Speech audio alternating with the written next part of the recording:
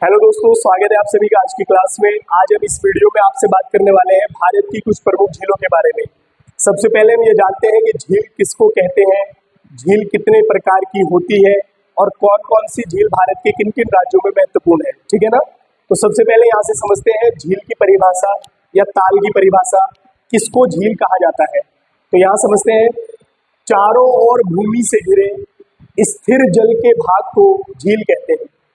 यानी कि वह जल का स्थिर भाग जो रुका हुआ है और चारों ओर किससे घिरा है, भूमि से घिरा है, और बीच में जो है उसको पानी है जो कि स्थिर है, उसको हम बोल देते हैं झील है या फिर ताल है। ठीक है ना। अब यहाँ पर आगे बढ़ते हैं।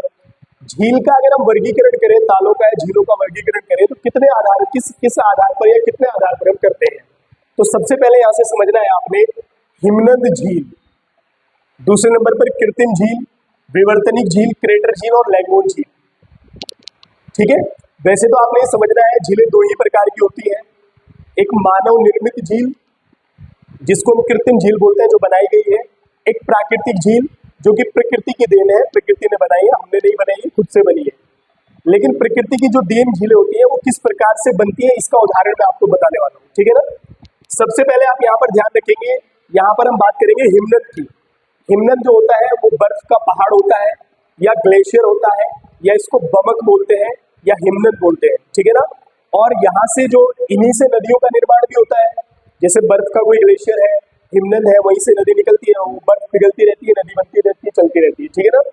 इसी तरीके से अगर वहां पर जो है कोई ताल बना हुआ है और वो किसी हिमनद के पास में है और उसलिए उस झील को हिमनद झील का रूप हम दे सकते हैं, कह सकते हैं कि ये हिमनद से निर्मित झील है। ठीक है ना। आगे बढ़ते हैं। कृत्रिम झील, अभी बताया मैंने इसके बारे में आपको, यानी कि जो झील मानव के द्वारा निर्मित की गई है, मानव के द्वारा बनाई गई है, उसको कृत्रिम झील बोलते हैं। ठीक है ना। आगे बढ़ते हैं। विवर्तनिक झील। अब विवर्तनिक झीलों का निर्माण किस प्रकार से होता है तो आपने समझना है यहाँ से, ये आपको मैंने बताया था जो पृथ्वी है हमारी उस पर भ्रंशों की उपस्थिति है। किसकी? भ्रंशों की उपस्थिति है। यानी कि पृथ्वी की जो हिमालय की श्रेणियां हैं वो आपस में प्लेटों के द्वारा जो है क्या है, जुड़ी हुई है। और जब इनमें, मैंने आपको कहा था, जब भी भूकंप आते हैं तभी इनमें क्या होता है, हलचल होती है, तभी भूकंप आते हैं। तो कुछ हिस्सा ऐसा है कि कुछ हिस्सा नीचे उड़ जाता है और कुछ ऊपर हो जाता है। तो ये जो जगह है इसमें जब पानी भरा तो ताल बन गया, झील बन गई। ठीक है ना। या वहां पर आया, उनके बीच गैप आता है, उसमें पानी बढ़ जाता है, तो इसलिए जो है इससे निर्मित झीलें जो है वो विवर्तनिक झीलें हैं। जैसे भारत की सबसे महत्वपूर्ण झील है बुलर झील, वो एक विवर्तनिक झील है। कैसी है? विवर्तनिक झील है। ये पृथ्वी पर भ्रंशों की उपस्थिति के कारण या उनके उथल पुथल के कारण निर्माण होने वाली झीलों को विवर्तनिक झीलें कहते हैं। ठीक है ना। आगे बढ़ते हैं। क्रेटर झील। क्रेटर झील क्या होती है कि आपने जब ज्वालामुखी का उद्गार देखा होगा, कोई ज्वालामुखी अगर जो है उद्गार होता है किसी ज्वालामुखी का, तो इसके जो मुख है जहां से उद्गार हो रहा है इसको क्रेटर बोलते हैं। क्या बोलते हैं? क्रेटर बोलते हैं। अब जब उद्गार हो गया, ज्वालामुखी ठंडी हो गई, तो ये जो मुख है इसका, इसमें जब पानी जमा हो जाता है तो इसको हम क्या बोल देते हैं, क्रेटर झील बोल देते हैं। ठीक है ना। जैसे महाराष्ट्र की लोनार झील, ये कई बार बोलते हैं कि ज्वालामुखी झील का उदाहरण है। ठीक है ना। आगे बढ़ते हैं। लैंगून झील। लैंगून झील क्या होती है? यहाँ से आप समझते हैं, जो तटवर्तीय राज्य है हमारे, समुद्र के किनारे पर जो राज्य हमारे तटवर्ती राज्य होते हैं उनमें क्या होता है, ये जैसे सीमा है हमारी, तो यहाँ पर समुद्र का पानी जो है आता है और यहाँ पर आपको रेत देखने को मिलेगा। ठीक है ना। तो रेत क्या होता है, हवाओं के द्वारा या निक्षेप के द्वारा रेत जो है एक जगह से दूसरी जगह में शिफ्ट होता है, उड़ जाता है रेत। तो यहाँ पर जो गड्ढा हो जाता है जिस कारण रेत हटने से, अब समुद्र की लहरें जब यहाँ पर एंटर करती हैं तो यहाँ पर पानी जमा हो जाता है और वापस आ जाती है। तो ये जो पानी जमा हुआ है इस झील को लैंगून झील का उदाहरण देते हैं। यानी कि इस प्रकार से बनी झीलें लैंगून झीलें कहलाती हैं। और इनका पानी मुख्यतः खारा होता है क्योंकि समुद्र का पानी आया है। ठीक है ना। तो जैसे चिल्का झील उड़ीसा में है, ये महत्वपूर्ण झील है भारत की, तो ये एक जो है लैंगून झील का उदाहरण है। ठीक है ना। तो दोस्तों ये कुछ प्रकार हैं झीलों के, किस तरीके से झीलों का वर्गीकरण होता है। अब हम बात करेंगे भारत की कुछ प्रमुख झीलों की, किन किन राज्यों में और उनकी क्या विशेषता है। तो अब हम बात करते हैं झीलों की, कौन कौन सी झील किस राज्य में है, यहाँ से आप देख सकते हैं और नोट भी कर सकते हैं, और किस राज्य में है और क्या उसकी विशेषता है, इस सब के बारे में हम बात करेंगे। यहाँ से आप ये समझना कि ये जो झीलें मैंने यहाँ पर लिखी है ये इनफ नहीं है, और भी बहुत सारी झीलें आपकी बुक्स वगैरह में लिखी होगी, लेकिन कुछ महत्वपूर्ण है जिनको हमने यहाँ पर कवर अप किया है। ठीक है ना। तो अब हम बात करते हैं सबसे पहले जम्मू कश्मीर की झीलों की, जिनको एग्जाम में बहुत बार पूछा जाता है। सबसे पहले हम बात करेंगे डल झील। डल झील की बात करें तो यहाँ से आप याद रखेंगे इस झील को श्रीनगर का गहना भी बोलते हैं। किस झील को? डल झील को जो है श्रीनगर का गहना भी कहा जाता है, ये आप यहाँ से याद रखेंगे। दूसरा बैरीनाग, शेषनाग, मानसबल, नागिन, विसनसर, यानी कि जितनी भी ये नाग वाली जो झीलें तुम्हें देखने को मिलेगी ये सब जम्मू कश्मीर में देखने को मिलेगी। मैंने शेषनाग झील जो है झील के बारे में तो आपसे तब भी बात की थी जब हम भारत की नदियों को पढ़ रहे थे, ठीक है ना। तो यहाँ से आपने ध्यान रखना है कि डल झील, बैरीनाग, शेषनाग, मानसबल, बिनसर, विसनसर और नागिन, ये सब झीलें जो है जम्मू कश्मीर में है। अनंतनाग भी है और भी है दो चार, ठीक है ना। लेकिन यहाँ से आपने दो जो झीलें हैं जम्मू कश्मीर की वो बड़े ध्यान से याद रखनी है और इनको जो है इनके बारे में विशेषता, एक मैंने आपसे कहा है डल झील, इसकी विशेषता यह है कि इस झील को श्रीनगर का गहना बोलते हैं। दूसरी बात वुलर झील, अगर मैं वुलर झील की बात करूं तो इसके बारे में आपको ध्यान रखना है, ये भारत की सबसे बड़ी मीठे पानी,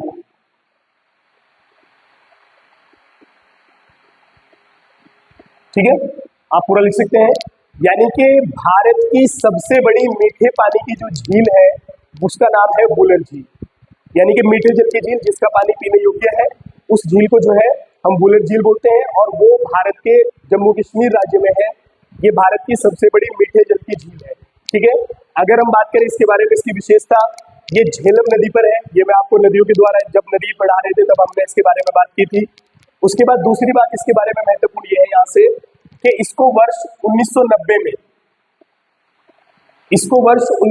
में वुलर झील को रामसर क्षेत्र में शामिल किया गया। इसमें रामसर क्षेत्र में शामिल किया गया 1990 में। तो वुलर झील के बारे में भारत की सबसे बड़ी मीठे जल की झील है और इसको 1990 में जो है रामसर साइट यानी कि रामसर स्थल इसको क्या किया गया है, घोषित किया गया है। इसके बारे में भी मैं आपको बता चुका हूँ, ठीक है ना। तो यानी कि जितनी भी डल है, वुलर है, बैरीनाग, शेषनाग, ये सब जम्मू कश्मीर में है। अब हम बात करते हैं हिमाचल की झीलों की। तो हिमाचल की झीलों में तीन झीलें आप महत्वपूर्ण याद रखेंगे, एक चंद्रताल झील, एक सूरजताल झील और तीसरी है रेणुका झील। ये आप हिमाचल की झीलों में क्या रखेंगे, याद रखेंगे इनको, ठीक है ना। उसके बाद आगे बढ़ते हैं। अब यहाँ पर जो है आपने याद रखना है, ये जो झीलें हैं ये हरियाणा की झीलें हैं, ये जो मैं आपको बता रहा हूँ यहाँ से आप याद रखेंगे, ये जो झीलें हैं ये हरियाणा की है। पहली झील है दमदमा झील, बड़खल झील, उसके बाद ब्लू बर्ड झील और कर्ण झील। अब विशेषता यहाँ पर जो है बड़खल झील के बारे में एक बार ये पेपर में आ भी रखी है और आप इससे ध्यान क्या रखेंगे। बड़खल झील जो है वो जल क्रीड़ाओं हेतु प्रसिद्ध है, यानी कि जलों से संबंधित खेल इसमें खेले जाते हैं और इस पर जो है ये 1947 में बनाई गई थी। कब? 1947 में जो है ये बनाई गई थी, ठीक है। तो आप बड़खल झील से ये सब याद रखेंगे, ठीक है ना। आगे बढ़ते हैं, हम बात करते हैं उत्तर प्रदेश की झीलों की। तो उत्तर प्रदेश की झीलों की अगर बात करें तो सबसे पहले गोविंद वल्लभ पंत सागर आपने याद रखना है। गोविंद वल्लभ पंत सागर, गोविंद वल्लभ पंत सागर जो है वो भारत की सबसे बड़ी कृत्रिम झील है, जो कि कहाँ पर है, उत्तर प्रदेश में है, ठीक है ना। ये आप यहाँ से याद रखेंगे। दूसरा फुलहर झील, इसके बारे में भी मैंने आपसे बताया था जब हम पढ़ा रहे थे नदियों को, आपको गोमती नदी के बारे में जब बता रहे थे, फुलहर झील। उसके बाद रामगढ़ ताल, उसके बाद बरुआ सागर, ये सब कहाँ देखने को मिलेगा आपको, तो ये उत्तर प्रदेश में देखने को मिलेगा, ठीक है। एक आप यहाँ से याद रखेंगे, जब उत्तर प्रदेश के बाद हम बात करें तो बिहार की बात करेंगे। किसकी? बिहार की, ये आप यहाँ से याद रखेंगे। अगर हम बिहार की बात करें तो बिहार में भी एक झील है या ताल है, इसको आप याद रखेंगे और नाम है उसका कांवर ताल। क्या है? कांवर ताल, ये आप यहाँ से याद रखेंगे, ठीक है। तो बिहार का एक ताल आपने याद रखना है जिसका नाम है कांवर ताल, ठीक है। आगे बढ़ते हैं, सिक्किम की बात करें तो सिक्किम में एक झील है सोंगमो झील। क्या है? सोंगमो झील, ये आप याद रखेंगे। किस राज्य में है? सिक्किम राज्य में है।